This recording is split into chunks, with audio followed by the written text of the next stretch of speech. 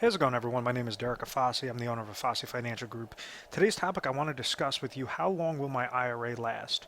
And I want to go over what is an IRA, kind of when somebody sets up their accumulation phase in an IRA, and then the very important distribution phase in an IRA, and that really correlates to the statement of how long it, could potentially last, or some of the mistakes and problems that individuals make when pulling out money from their IRA distributions or their IRA accounts.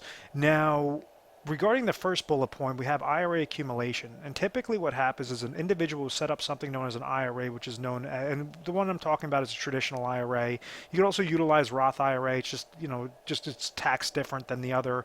So a traditional IRA is going to be fully taxable at retirement. A Roth IRA will be tax-free at retirement. But essentially what's happening is an individual is placing monies aside into, kind of think of this like a retirement bucket.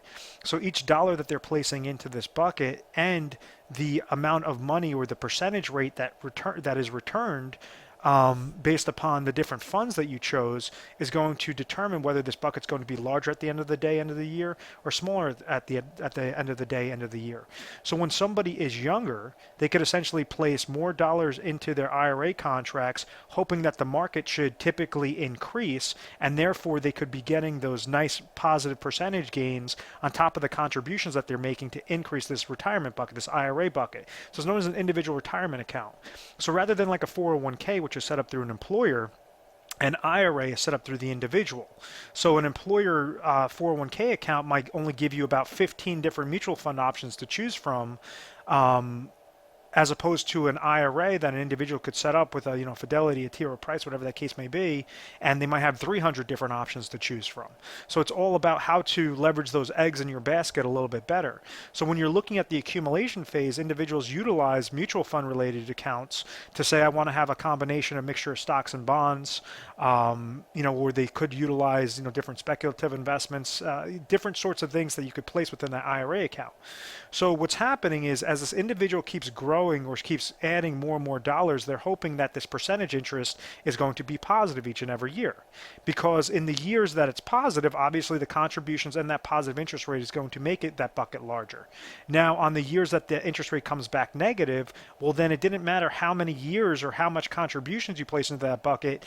If this percentage rate is down, is let's say a minus 50% or 15% or 10% or 5%, whatever that case may be, it's going to reduce that bucket proportionately. So you have individuals in 2008 that were walking into the year with $1 million in their IRA accounts, and then at the end of the year they were walking away with $600,000. And it's because of this interest credit came back negative and completely messed with their entire mindset that the market's always going to be going up, and this money is always going to last me for the rest of my life. And that's when I get into the distribution phase.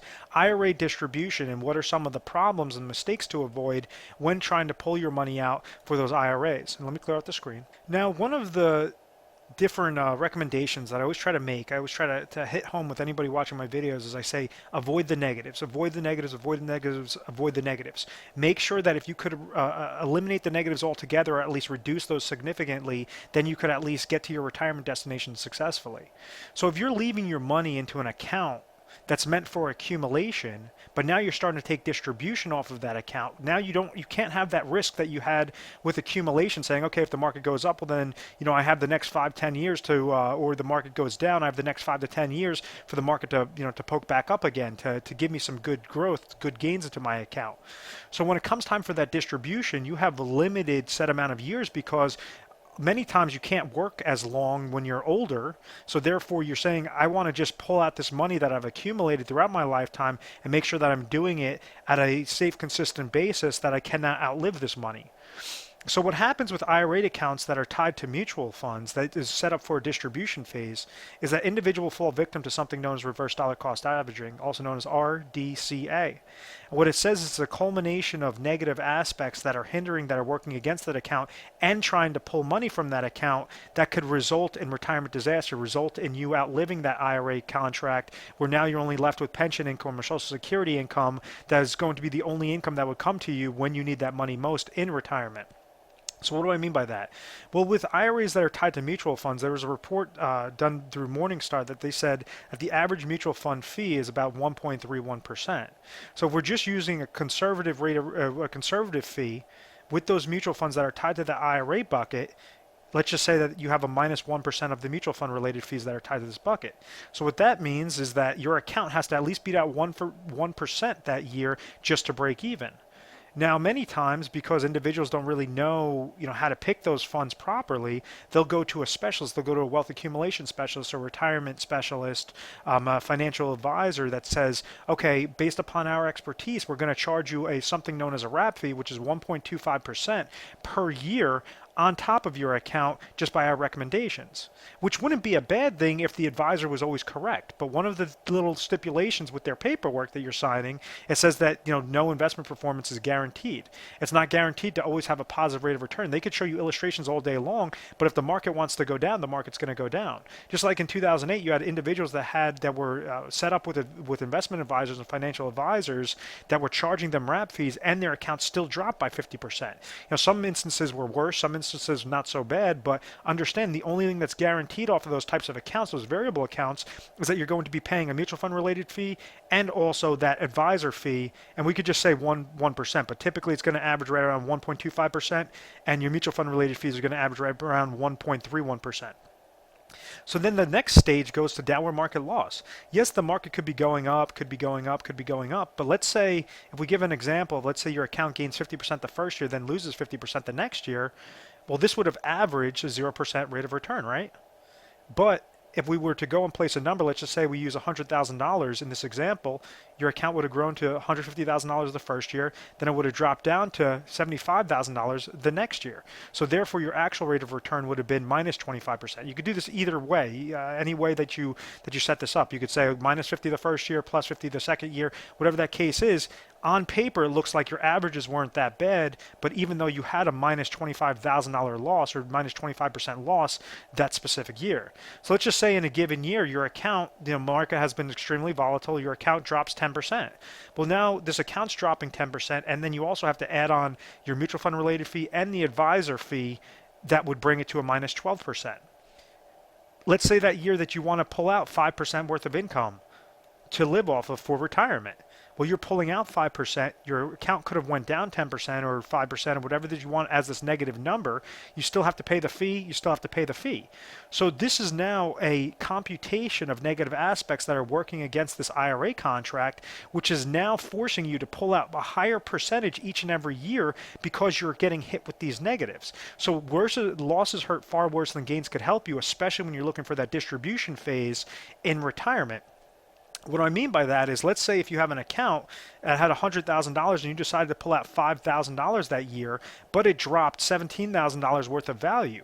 That means the next year you're walking into the year with $83,000. $5,000 of $83,000 is much higher than 5% of $100,000. So, understand that now this number is going to be higher because you're going to have to still live up to that $5,000 of income, and all of these negatives are going to be exponential, thus resulting in an account going down to zero faster. Once your account hits $0, well, now there's no more money there. You cannot pull any more money. And that is a major, major problem. This is something that I want you guys to have as a big takeaway, is how can you avoid those problems successfully, making sure that you're being conservative and you're setting up the correct safe strategies for your specific situation that is correlated to those IRA accounts. So this last bullet point, I say, maximize your IRA with correct safe strategies. Now there's ways on how you could correlate your specific goals to how much income that you want to have on a guaranteed basis.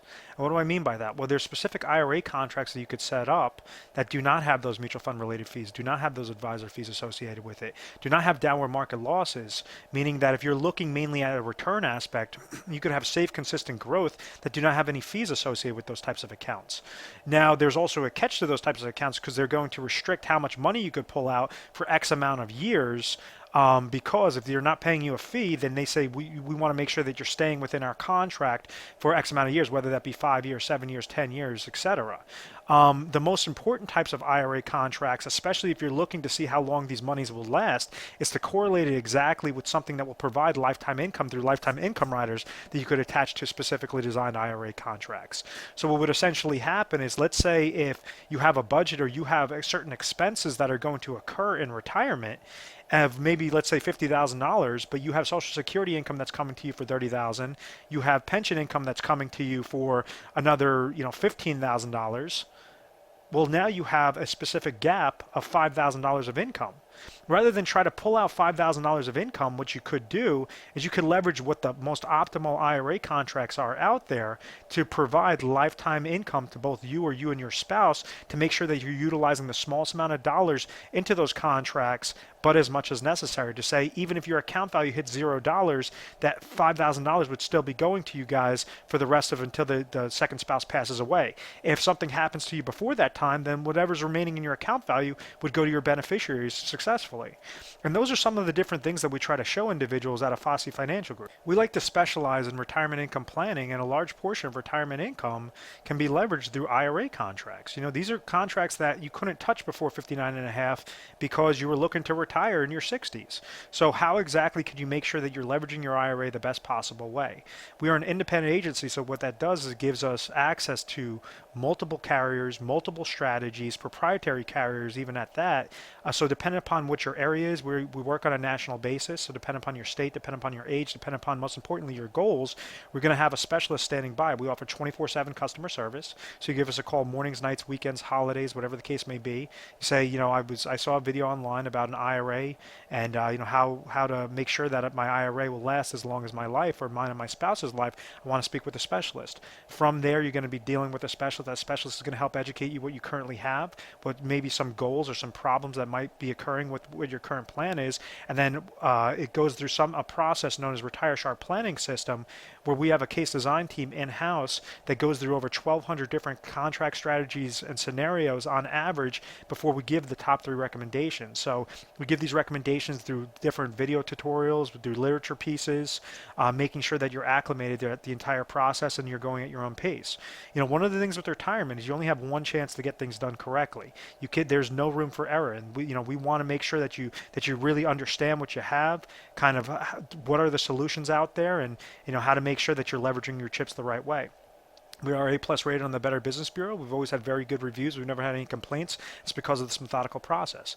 I want to thank you very much for watching this video. Please feel free to subscribe to our YouTube channel, Retire Sharp, so you can have access to the most updated videos. Thanks so much, guys.